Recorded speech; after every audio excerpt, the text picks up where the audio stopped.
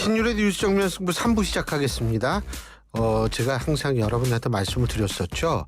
이 대선까지는 아마 1부에서 보내드리게 될 것 같다. 그런데 오늘은 3부로 내려왔습니다. 오늘 하루의 주요 뉴스들 여러분들께 말씀드리는 정면 브리핑 시간인데요. 오늘도 김영민 아나운서 나와 있습니다. 안녕하세요. 네, 안녕하세요. 예. 이제 사실은 어제 쉬셨던 분들 많지만 어제 일하셨던 분들도 많습니다. 많으시죠. 근데 이제 오늘도 당연히 어제 일하셨던 분은 하셨는데 이게 토요일은 쉬실 경우도 있을 거고 또 일요일 그렇고 월요일 날 화요일까지 이번에 쉬죠? 네, 그죠? 그렇습니다. 맞죠? 네. 네. 근데 이제 내일 토요일 날 낮에는 여러분이 반드시 또 챙기셔야 될 게 있죠. 뉴스앤뮤직이라고. 네? 내일부터 김영민 이제. 아나운서가. 저는 월요일에 합니다. 월요일 날. 네. 그럼 토요일 날은 푹 쉬시고 월요일 날 들으시면 되겠네요. 그냥 틀어놓고 쉬셔도 되니까요. 계속 들어주시면 감사하겠습니다. 그 뉴스앤뮤직 할 때 그 PD님들이 제일 고민하는 게 음악 고르는 거. 선곡 예, 늘 고민이 많으십니다. 덕분에 좋은 노래 또 나가잖아요. 제 덕분에요? 아니요, PD님들 덕분에. 아니 저한테도 물어보고 그래요. 아, 진짜요? 네. 근데 본인은 음악 신청 안 해요? 가끔 해요. 가끔 청취자인 척하고 문자 보낼 때 문자 있습니다. 보낼 때. 예. 그렇게 방송을 기만하면 안 돼요. 알아보시더라고요. 영민아 문자 보냈더라 이렇게. 근데 어쨌든 이제 조금 쉬실 수 있는 게 한 4일 연속 정도 되시니까 좀 쉬시면 되실 것 같고, 그리고 내일은 비가 온다는 비 소식이 있죠. 네. 예. 그래서 저는 어제 아예 그냥 우산을 두고 갔어요 여기에. 아, 진짜요? 오늘 찾아가려고. 예. 잊어먹지 말고 챙겨주십시오. 그런데 어쨌든 근데 오늘 근데 좀 쌀쌀하더라고요. 네, 맞습니다. 어제 추웠던 게 좀 덜 풀린 것 같아요. 근데 쌀쌀한데 이 정치권이 엄청나게 쌀쌀해요. 네. 이게 봄이 아니에요. 진짜 경랑 속으로. 지금 외신들도 우리나라의 정치 상황에 대해서 굉장히 주목을 많이 하고 있습니다. 사실 근데 이런 적이 근데 제가 오래 안 살아서 이런 적이 있었어요? 대대대행 6.25 대행이 이런 적은 없었어요. 예, 제가 60 넘게 살면서 이런 적은 단 한 번도 없었습니다. 저도 진짜 이런 적이 있었나 싶은데. 그러니까 대행이죠. 네, 대행의 그렇습니다. 대행의 대행. 네. 예. 그래서 외신도 지금의 이 혼란스러운 한국의 정치 상황을 주목할 수밖에 없을 것 같습니다. 지금 이재명 민주당 대선 후보의 공직선거법 위반 사건은 유죄 취지로 파기환송이 됐고, 한덕수 전 대통령 권한대행 국무총리는 또 이제 사임을 하고 출마 선언을 했습니다. 외신들은 일제히 대선을 앞둔 한국의 정치 혼란이 심화하고 있다고 평가를 했는데요. 네. 미 워싱턴 포스트는 한국의 대선 판세가 선거일이 불과 5주도 남지 않은 시점에서 흔들리고 있다라고 보도했고요. 그리고 특히나 이재명 후보의 유죄 취지 파기환송에 대해서 특히나 주목을 하는 모습이었습니다. 로이터는 대법원의 판결이 이 후보의 출마 자격을 위협할 수 있어서 선거 전이 큰 혼란에 휩싸였다고 평가를 했고, 뉴욕타임스 역시 대법원 판결은 그의 정치적인 적들이 그가 나라를 이끌 자격에 대해 의문을 제기할 수 있게 했다. 이 후보의 대권 야망에 먹구름을 들이웠다. 이런 보도를 했습니다. 워싱턴 포스트는 대법원의 판단은 이미 이 후보의 정치적 스캔들에 불편함을 느끼는 중도층 유권자들 사이에서 그에게 불리하게 작용할 수 있다는 보도를 냈습니다. 근데 이제 우리가 제일 지금 주목할 게 대행 체제거든요. 이게 사실은 지금 우리가 미국과의 관세 협상 이런 것도 있는데, 이런 부분이 어떻게 되느냐에 대해서도 외신이 상당히 관심이 많더라고요. 네, 예. 일단 대통령이라는 리더의 부재, 그리고 그 리더가 계속해서 대행 체제로 바뀌어가는 모습에 대해서 외신이 주목하고 있는데요. 영국 파이낸셜 타임스는 격렬하게 분열된 한국의 임시 지도자와 후임 예정자 2명이 몇 시간 간격으로 사임하면서 정치적 혼란이 더 심화했다고 평가했습니다.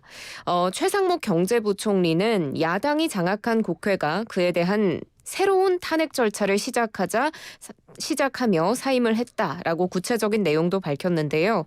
또 블룸버그 통신은 최 부총리는 한 총리가 사퇴하면서 같은 날 자정을 기해 권한을 이양받을 예정이었지만 이를 2시간도 남겨두지 않은 상황에서 사퇴했다는 소식을 전했습니다.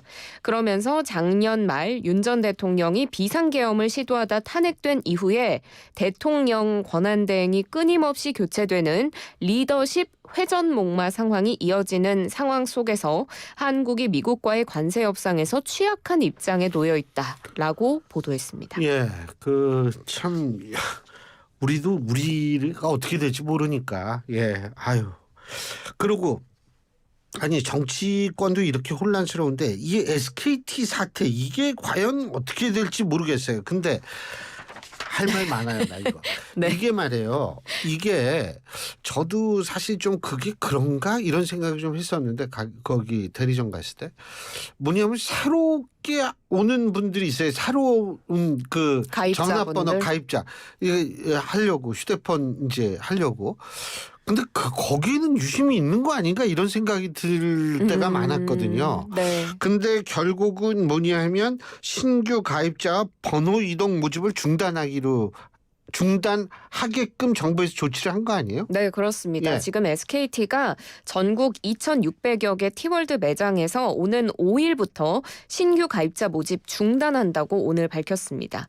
지금 교체용 유심 부족난에 시달리고 있는데 이게 해소될 때까지 신규 가입자 모집과 번호 이동을 받지 말라라는 당국의 행정 지도에 따른 조치인데요. 그래서 특단의 대책이 마련될 때까지 모든 티월드 매장은 신규 고객 상담을 중단하고 유심 교체 업무에만 집중할 예정이라고 밝혔습니다. 직영점뿐 아니라 휴대전화 판매점, 온라인 유통 채널 전체 다 신규 고객 상담이 이제는 중단이 되고요. 이 기간에 발생한 티월드 매장 영업 손실은 회사가 보전할 예정입니다. 그렇죠. 이게 신규 고객이 없으면 티월드 매장은 그만큼 손해를 볼 수밖에 없죠. 이거는 당연히 회사가 보전을 해줘야죠. 그리고 오늘부터는 유심보호 서비스 자동 가입을 실시한다고 하는데, 그죠? 네, 맞습니다. 별도로 신청을 원래는 했었어야 됐는데 이제는 별도 신청 없이 유심보호 서비스에 자동 가입 되도록 하기로 했는데요. 일단 오늘부터 시작이 되고 어르신과 장애인 고객이 우선이 됩니다.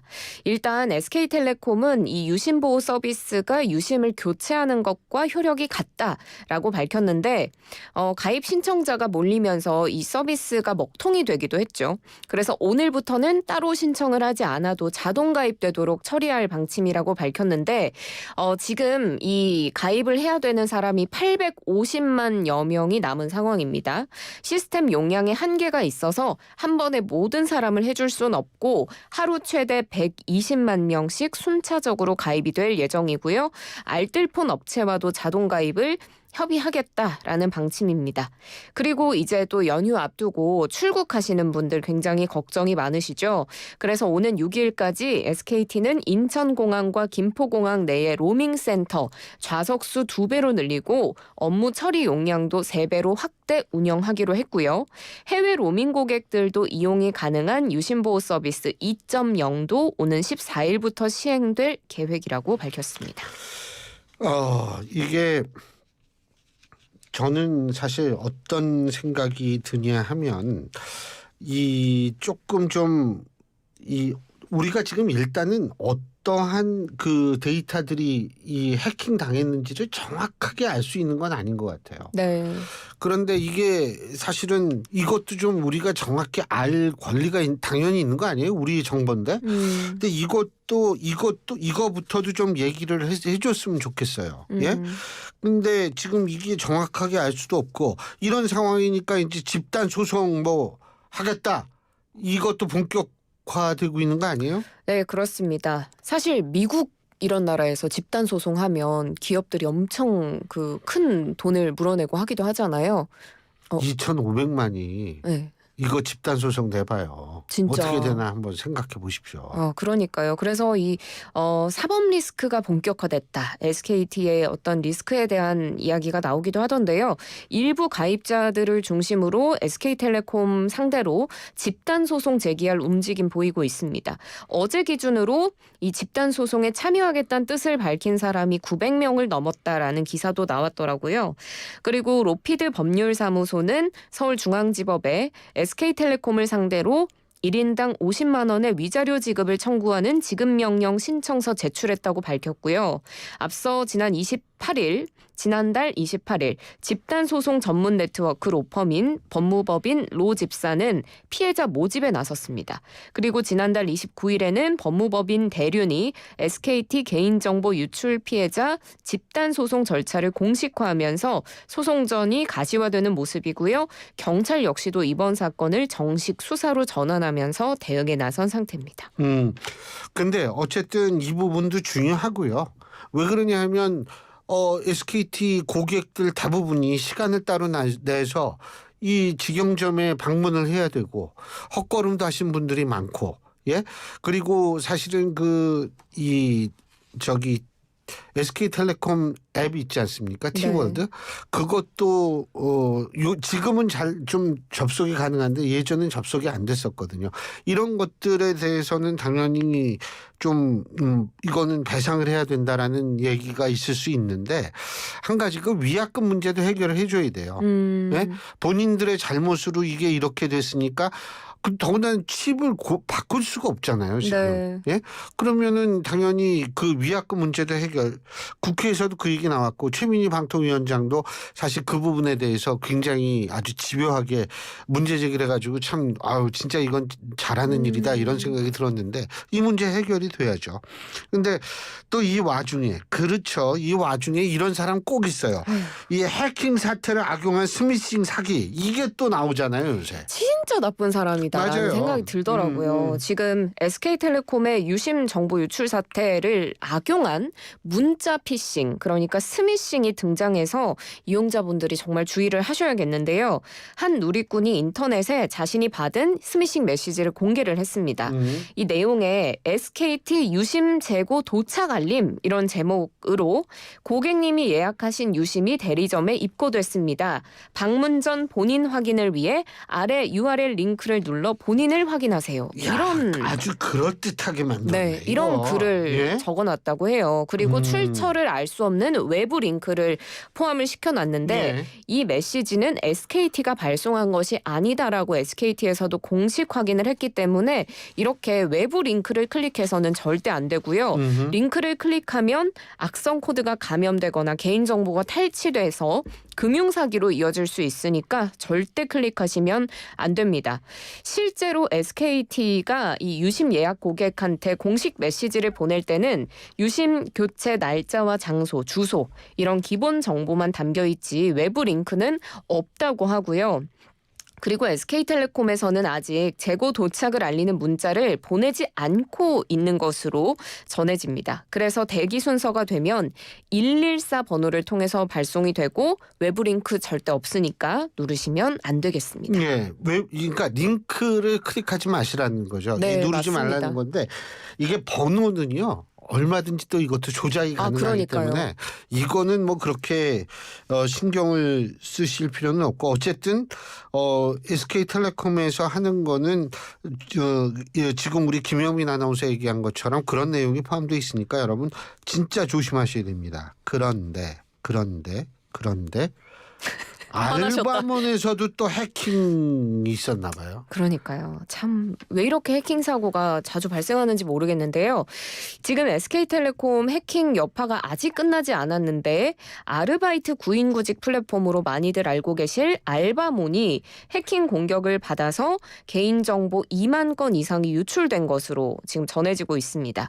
알바몬이 홈페이지에 개인정보 유출 관련 사과 말씀드립니다라는 공지사항을 올리면서 공식적으로 또 인정을 했는데, 지난달 30일 시스템에서 비정상적인 접근 징후를 감지해서 대응을 했는데 이 과정에서 이력서 작성 페이지에 미리 보기에서 해킹 시도를 확인했다고 알바몬이 밝혔습니다.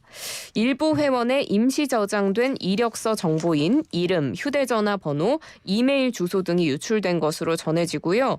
개인별로 유출 항목은 다른 것으로 파악이 됩니다. 그래서 알바몬은 해킹 발생 다음 날인 1일에 개인정보보호위원회에 자진 신고를 했고 대상 회원들에게는 이메일을 통해서 개별 안내를 한 상황인데 현재까지 해킹으로 인한 2차 피해는 접수되지가 않고 있다고는 하지만 앞으로 이런 일이 벌어지지 않도록 보안에 좀 더 각별히 유의하면 어떨까 싶습니다.